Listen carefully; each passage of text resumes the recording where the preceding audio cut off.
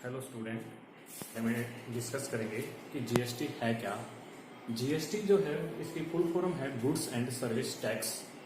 ये 1 जुलाई 2017 को पूरे भारत में लागू हुई जम्मू कश्मीर के साथ। जीएसटी को एक देश एक टैक्स के नाम से भी जाना जाता है। जीएसटी जो है वस्तु एवं सेवा कर, इसके ओवरव्यू का मतलब होता है इसका अवलोकन, कैसे ये आई, क्या जरूरत थी हमें कि हमें जीएसटी को लागू करना। जीएसटी जो है वस्तु और सेवा कर अधिनियम जो है ये अधिनियम 2017 है। जीएसटी अधिनियम की उत्पत्ति यानी कि क्यों जरूरत हुई हमें, ऐसा क्या कारण था कि हमने अप्रत्यक्ष जो हमारे इनडायरेक्ट टैक्सेस थे उनको खत्म करके हम जीएसटी को लेके आए। देखो, सबसे पहले एक केलकर टास्क फोर्स थी जो 2004 में बनी, उसने जीएसटी को लागू करने का सुझाव दिया था।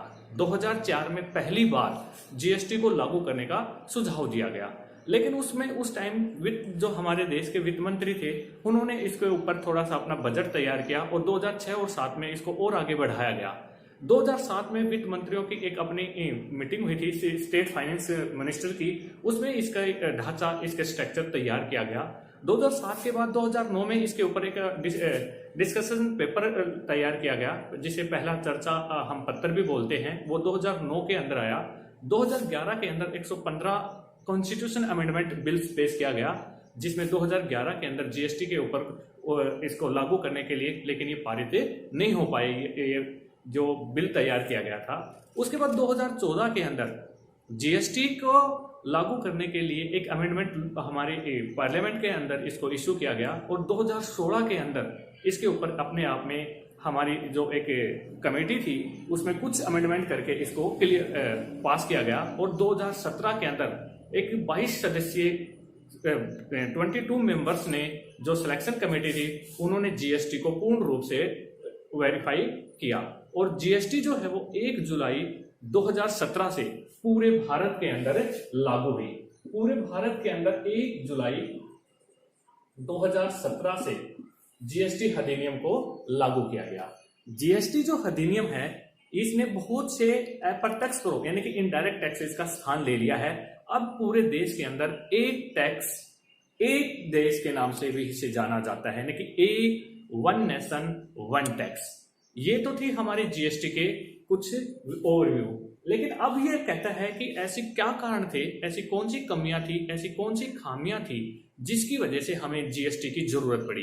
देखो, नीड्स ऑफ जीएसटी, ये जो पॉइंट है कि हमें क्यों जरूरत पड़ी, ऐसा क्या कारण था कि पुरानी जो कर प्रणाली थी उसमें ऐसी क्या कमियां थी। उन कमियों को हमें दूर करने के लिए सबसे पहले हम उनके बारे में डिस्कस करेंगे कि हमने क्यों जरूरत पड़ी कि हम जीएसटी को लागू करें। पूरे भारत में एक कर एक देश का जो नारा है वो हमें इसमें लागू किया गया। तो सबसे पहला पॉइंट आता है हमारा कैस्केडिंग इफेक्ट ऑफ टैक्स, मतलब करों का दोहरा प्रभाव। देखो, जब जीएसटी नहीं था तो उससे पहले भारत के अंदर अलग जितने अपने स्टेट हैं, अलग अलग राज्य हैं, यानी केंद्र सरकार की अपनी प्रणाली है, राज्य सरकारें हैं उनकी अपनी प्रणाली है, उसके अकॉर्डिंग टैक्स रेट डिसाइड होती थी।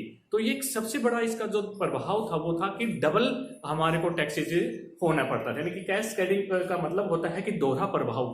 देखो, स्टेट गवर्नमेंट का अपना अलग रेट होती थी, सेंट्रल गवर्नमेंट की अपनी अलग से होती थी, तो इस वजह से जितने भी हमारे हिस्से थे उनको ऊपर डबल से इसका क्या पड़ता था, प्रभाव पड़ता था। दूसरा पॉइंट आता है हमारा डिफरेंट लॉ। अलग अलग स्टेट ने अपने अकॉर्डिंग यानी अपनी फैसिलिटी के अकॉर्डिंग लॉ का मतलब है कानून क्रिएट कर रखे थे। तो आपने जितने भी पुराने अप्रत्यक्ष कर थे उनकी दरों के अंदर जो उनकी रेट थी, सबसे ज्यादा जो प्रॉब्लम थी वो प्रॉब्लम उनकी डिफरेंट लॉ की वजह से थी। तो एक सबसे बड़ा मेन जो कारण था कि जीएसटी को लागू करने का या जीएसटी को लाने का वो यही था कि हर स्टेट की अपना अपना कानून, अपना अपना लॉ था। तीसरा पॉइंट जो आता है वो आता है पुअर ट्रांसपेरेंसी एंड अकाउंटेबिलिटी। देखो, सबसे जो मेन जो कारण था कि पारदर्शी और उत्तरदायी नहीं होना, कि जितने भी लॉ थे, जितने भी इनडायरेक्ट टैक्सेस के लिए कानून बनाए गए थे वो ना तो पारदर्शी थे और ना ही वो अकाउंटेबिलिटी थे। इसका सबसे कारण ये था कि उन कानूनों के लिए यानी कि जितने भी लॉ क्रिएट किए गए थे हर स्टेट ने अपने अकॉर्डिंग क्रिएट कर रखे थे, ये भी इसका सबसे बड़ा रीजन था। नेक्स्ट आता है कॉम्प्लिसिटी।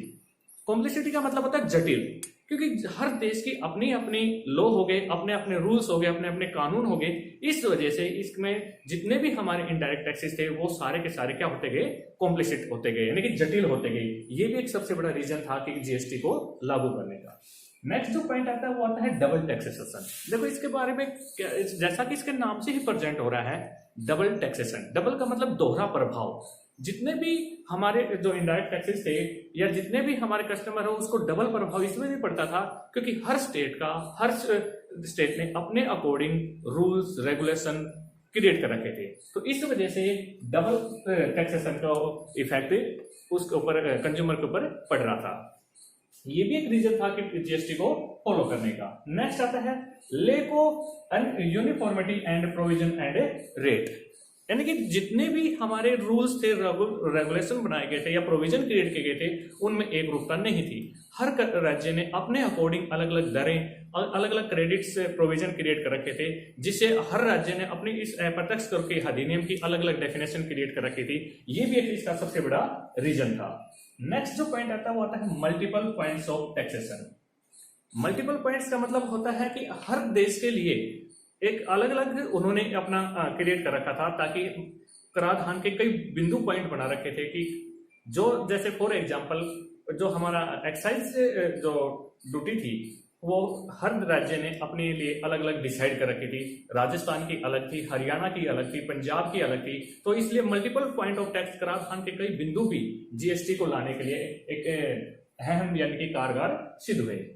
इंसेंटिव ऑफ इवेशन, तो सबसे ज्यादा क्या किया जाता था कि करों को बचाया जाता था, करों की चोरी की जाती थी। तो पुरानी जो हमारी इनडायरेक्ट टैक्स जो प्रणाली थी उसमें पड़ोसी राज्यों के बीच कर की दर में अंतर पाया जाता था। इसके अतिरिक्त राज्य के भीतर और राज्य के बाहर बिक्री की अलग अलग दरें होती थी। ये भी एक सबसे बड़ा इसका रीजन था। नेक्स्ट आता है करप्शन। करप्शन का मतलब होता है भ्रष्टाचार।